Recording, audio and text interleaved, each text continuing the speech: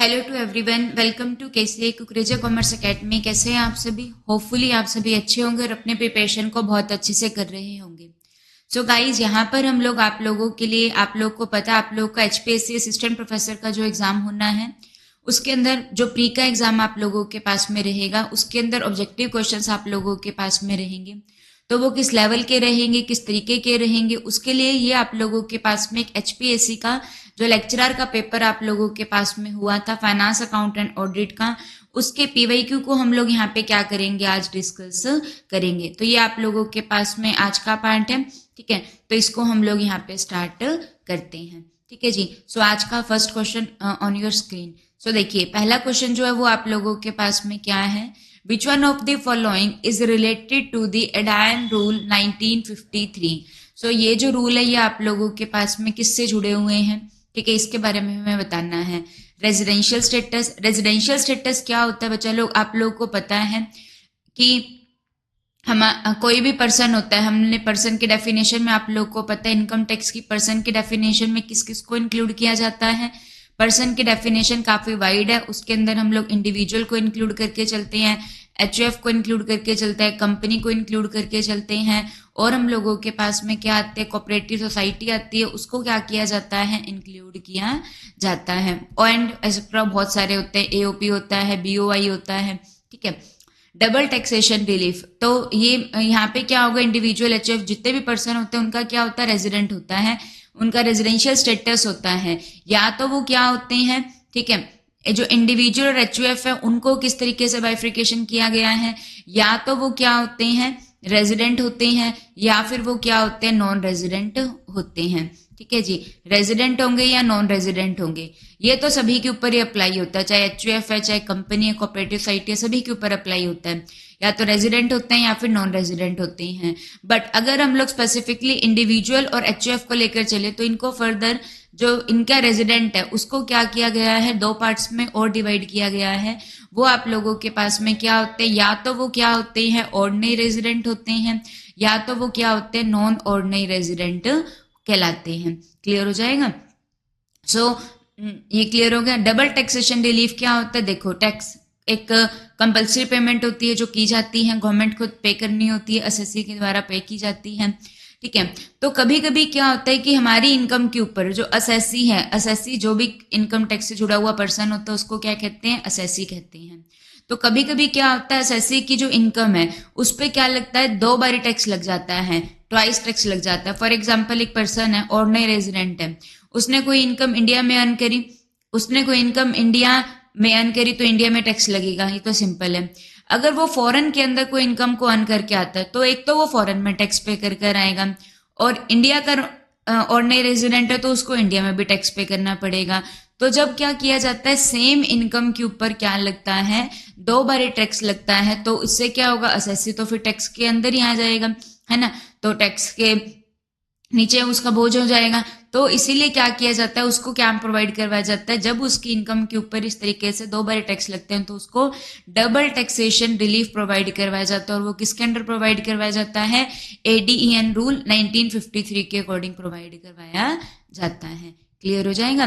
Tax exemption, कुछ हमारी income जो होती है वो टैक्स एग्जम्प्टेड होती है। तो the government of India has issued A notification dated 24th of March 1953 called the Income Tax Double Taxation Relief ADEN Rule 1953 providing for grant of relief provide करवाता है इन रिस्पेक्ट ऑफ इनकम। तो यहाँ पे जो income के ऊपर दो बार tax पे किया गया, फॉरेन में भी और इंडिया में भी, तो उसको उस केस के अंदर रिलीफ प्रोवाइड करवाई जाती है, और ये आप लोगों का एडीईएन रूल के अकॉर्डिंग होता है, ठीक है जी। तो ये आप लोगों का बन जाएगा। Move to the next question, which one of the following component are included in promotion mix. तो आप लोगों को पता है मार्केटिंग मिक्स के आप लोगों के पास में कितने पी रहते हैं, 4 पी रहते हैं। कौन कौन सा होता है, एक हम लोगों के पास में प्राइस मिक्स होता है, एक प्रोडक्ट मिक्स होता है जिसमें प्रोडक्ट में हम लोग प्रोडक्ट की ब्रांडिंग, लेबलिंग, पैकेजिंग को इंक्लूड करते हैं। एक आप लोगों के पास में प्रमोशन मिक्स होता है जिसका जो पर्पस रहता है वो क्या क्या रहता है, प्रोडक्ट के बारे में कम्युनिकेशन करना होता है। और एक हम लोगों के पास में प्लेस मिक्स होता है, जिसका पर्पस क्या होता है, गुड्स को सही प्लेस पर सही टाइम पे क्या करवाना, अवेलेबल करवाना। ठीक है जी। तो जो प्रमोशन मिक्स होता है उसके अंदर पर इनके ना सी भी होता है, याद रखिएगा। ये आप लोगों के पास में 4P है, और ये जो 4P है ये किन्होंने दिए थे, मकार्थी ने दिए थे। ये जरूर याद रखिएगा। गिवन बाय मकार्थी, भी हर किसी के अपने अपने प्रोनाउंसिएशन है। सो गिवन बाय मकार्थी ने ये दिए थे। कंसेप्ट नील एच बोर्डन ने कॉइन किया था। तो इसके साथ में ना 4P के साथ में आप लोगों के पास में क्या रहता है, 4C भी रहती है। प्राइस का C क्या होता है, कॉस्ट होता है। प्रोडक्ट का जो C रहता है वो आप लोगों के पास में क्या रहता है, कस्टमर को क्या प्रोवाइड करवाना, सोल्यूशन प्रोवाइड करवाना होता है। प्रमोशन का जो C होता है वो आप लोगों के पास में क्या होता है, कम्युनिकेशन होता है। प्रोडक्ट के थ्रू क्या किया जाता है, लोगों को कम्युनिकेट किया जाता है। और जो प्लेस का C रहता है वो आप लोगों के पास में क्या होता है, कन्वीनियंस होता है, गुड्स को सही प्लेस पर अवेलेबल करवाना।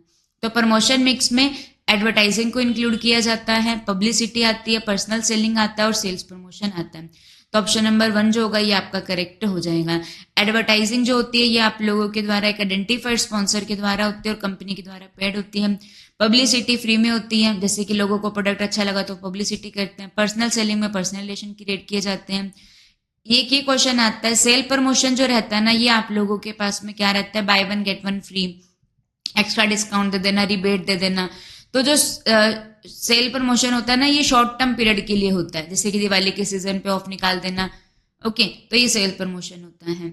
बाकी ब्रांडिंग, पैकेजिंग और लेबलिंग ये आप लोगों का प्रोडक्ट मिक्स का पार्ट होता है। ठीक है। और ये ट्रांसपोर्टेशनल, मटेरियल हैंडलिंग, ये इन्वेंट्री मैनेजमेंट, ऑर्डर प्रोसेसिंग, ये आप लोगों के पास में प्लेस मिक्स का पार्ट रहता है। यहाँ पे ऑप्शन नंबर 1 इसका करेक्ट हो जाएगा। Move to the next question. In the buying decision process, जब पर्सन जो होता है कंज्यूमर, हम लोग कंज्यूमर बोलेंगे, जब कंज्यूमर क्या करता है, कंज्यूमर बोल लो या फिर कोई भी पर्सन है, ये सभी पर्सन ही है, अभी आपको क्लियर होगा आगे। तो बाइंग डिसीजन प्रोसेस, तो जो पर्सन सजेस्ट करता है कि प्रोडक्ट या फिर सर्विस को बाय करना है, तो जिस पर्सन ने सजेस्ट किया उसको क्या कहा जाता है, इन्फ्लुएंसर, इनिशिएटर, डिसाइडर और बायर। तो जो इन्फ्लुएंस करता है वो आप लोगों के पास में क्या कहलाता है बच्चा मेरे, वो कहलाता है इनिशिएटर। जिसने सबसे पहले, नाम से क्लियर है, जो फर्स्ट सजेस्ट करेगा तो वो कौन होता है, इनिशिएटर होता है। देखो, तो सबसे पहले आप लोगों के पास में कौन होता है, इनिशिएटर होता है, जो सजेस्ट करता है या थिंक करता है कि उसने गुड्स को क्या करना है, बाय करना है। उसके दिमाग में आइडिया आता है, वो सजेस्ट करता है, इनिशिएटर। फिर कौन होता है, इन्फ्लुएंसर, जो क्या करता है, इन्फ्लुएंस करता है औरों को कि प्रोडक्ट को खरीदा जाए। फिर कौन होता है, डिसाइडर होता है, जो डिसाइड करता है कि अल्टीमेटली गुड्स को खरीदना है या फिर नहीं खरीदना, खरीदना है तो कब खरीदना है, कैसे खरीदना है, कहाँ से खरीदना है, तो वो कौन होगा, डिसाइडर। खरीदने वाला कौन होगा, बायर होगा। ठीक है। और उसको यूज करने वाला कौन होगा, यूजर होगा। जैसे कि एक छोटे बच्चे ने कोई सामान यूज करना, छोटे बच्चे ने अपना पाउडर लेकर पाउडर यूज करना है, तो वो जो किड रहेगा वो कौन हो जाएगा, यूजर हो जाएगा। उसकी दादी ने इनिशिएट किया कि भाई ऐसा लेकर आना चाहिए। ठीक है जी। तो फिर इन्फ्लुएंस किया, ए पर्सन जिसके व्यूज जो है वो इन्फ्लुएंस कर, दादी ने ही क्या कर दिया, इन्फ्लुएंस भी कर दिया। पापा ने डिसाइड करा कि लेकर आना, पापा खरीद कर लेकर आए और किड ने उसको यूज किया। ओके, तो ये हो जाएगा। एक ना आप लोगों के पास में ये क्वेश्चन भी आता है, जो बाइंग डिसीजन प्रोसेस होती है ना वो आप लोगों के पास में क्या होती है। तो सबसे पहले कस्टमर की क्या होती है, नीड रिकॉग्नाइज होती है कि उसको ये प्रोडक्ट चाहिए। तो सबसे पहले क्या होता है, नीड रिकॉग्नाइजेशन होती है। ठीक है जी, नीड रिकॉग्नाइजेशन होगी। उसके बाद में वो क्या करता है, अपनी नीड को सेटिस्फाई करने के लिए क्या किए जाते हैं, ऑल्टरनेटिव्स को क्या किया जाता है, सर्च किया जाता है। ऑल्टरनेटिव को सर्च करने के बाद में क्या किया जाता है, ऑल्टरनेटिव्स को इवेल्युएट किया जाता है, इवेल्यूएशन किया जाता है कि कौन सा प्रोडक्ट सही है या फिर नहीं है। उसके बाद में क्या कर लिया जाता है, प्रोडक्ट को खरीद लिया जाता है। तो जब प्रोडक्ट को खरीद लिया जाता है तो ये आप लोगों के पास में परचेज डिसीजन होता है। उसके बाद में आप लोगों के पास में क्या आता है, पोस्ट परचेज बिहेवियर आता है। क्लियर हो गया कि प्रोडक्ट या तो अच्छा लगेगा या फिर अच्छा नहीं लगेगा, ये इंपॉर्टेंट है। Move to the next question. Which one of the following is a promissory note. तो आप लोगों को पता है यहाँ पर हम लोगों के पास में क्या रहता है, नेगोशिएबल इंस्ट्रूमेंट एक्ट होता है।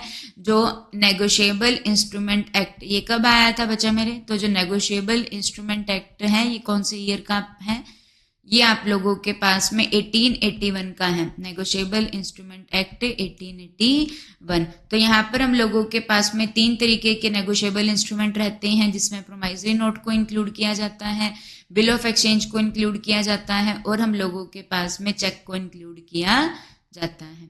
बिल ऑफ एक्सचेंज, प्रोमाइजरी नोट और चेक। बिल ऑफ एक्सचेंज के ऊपर सेक्शन 4 अप्लाई होता है, प्रोमाइजरी नोट के ऊपर सेक्शन 5 रहता है, और चेक के ऊपर सेक्शन 6 रहता है। एक minute, promissory note, bill of exchange, तो यहाँ पे एक सेकेंड, प्रोमाइजरी पबजी था, पीवीसी, तो यहाँ पे हम लोगों के पास में क्या रहता है, जो प्रोमाइजरी नोट रहता है उसके ऊपर सेक्शन, एक मिनट में, तो जो प्रोमाइजरी नोट रहता है ये आप लोगों के पास में,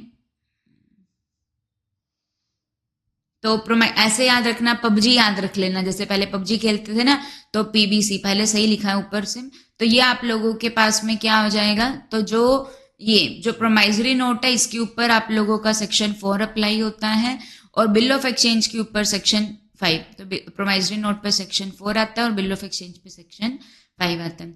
तो प्रोमाइजरी नोट क्या होता है, प्रोमाइजरी नोट हम लोगों के पास में क्या होता है, प्रॉमिस टू पे, मैं आपको प्रॉमिस करती हूँ कि मैं आपको क्या कर दूंगी, पे कर दूंगी। तो ये हम लोगों के पास में क्या होता है, प्रॉमिस टू पे होता है। कौन प्रॉमिस कर रहा है कि मैं आपको पे कर दूंगा, यहाँ पे कौन प्रॉमिस कर रहा है, तो जो प्रॉमिस है वो कौन कर रहा है, बायर करता है कि मैं आपको क्या कर दूंगा, पेमेंट कर दूंगा। बायर प्रॉमिस कर रहा है कि वो पेमेंट कर देगा, ठीक है।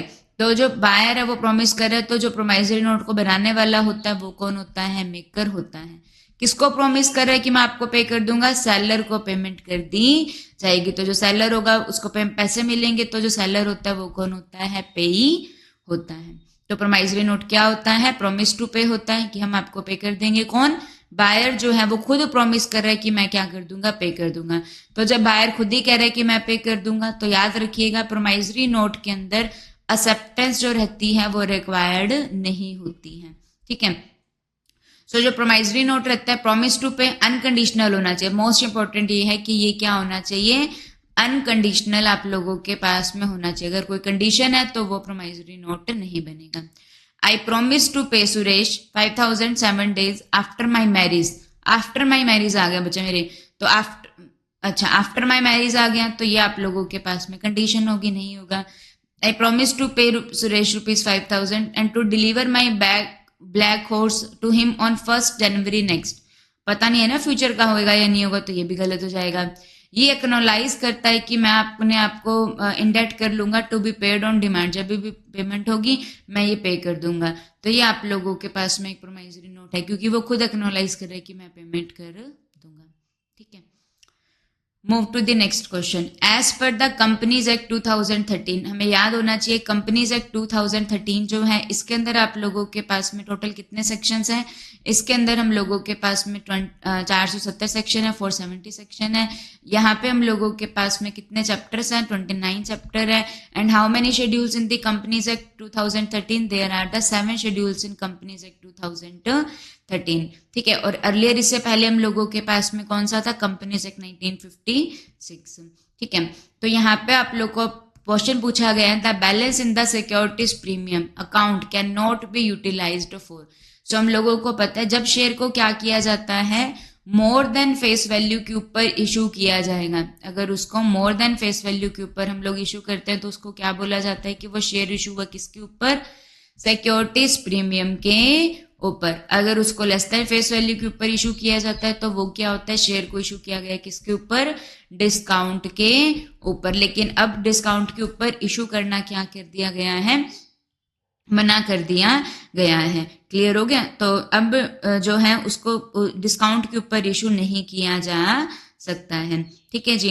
तो सिक्योरिटीज प्रीमियम के ऊपर इशू करना ये आप लोगों के पास में किसके अंदर आता है, सेक्शन 52 के अंदर आप लोगों के पास में आता है। किसके अंदर, कंपनीज एक्ट 2013 के कौन सा सेक्शन सिक्योरिटीज प्रीमियम के ऊपर अप्लाई होता है, सेक्शन 52 जो है वो सिक्योरिटीज प्रीमियम पे अप्लाई होता है।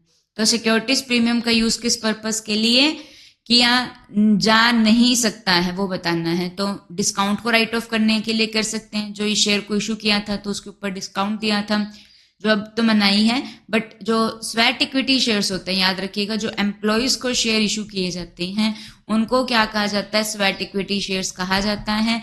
इनको क्या किया जा सकता है, डिस्काउंट के ऊपर इशू किया जा सकता है, ठीक है। तो उसके जो डिस्काउंट है उसको राइट ऑफ करने के लिए, डिविडेंड की पेमेंट के लिए इसको यूज नहीं किया जा सकता है, ठीक है। कैपिटल लॉसेस को सेट ऑफ करने के लिए, फुल्ली पेड बोनस शेयर को देने के लिए। बोनस शेयर क्या होते हैं, जो भी एग्जिस्टिंग शेयर होल्डर्स होते हैं उनको क्या दिया जाता है, एक रेशो के अंदर क्या किए जाती है, पेमेंट की जाती है, बोनस शेयर इशू किए जाते हैं, तो वो क्या कहलाते हैं, बोनस शेयर होते हैं। तो इसका यूज डिविडेंड की पेमेंट के लिए नहीं हो सकता। डिविडेंड की पेमेंट के लिए हम लोगों के पास में जो कंपनी के रेगुलर प्रॉफिट होते हैं, ठीक है, रेवेन्यू प्रॉफिट्स होते हैं, उन्हीं को ही क्या किया जाना चाहिए, यूज किया जाना चाहिए, ठीक है जी। So move to the next question.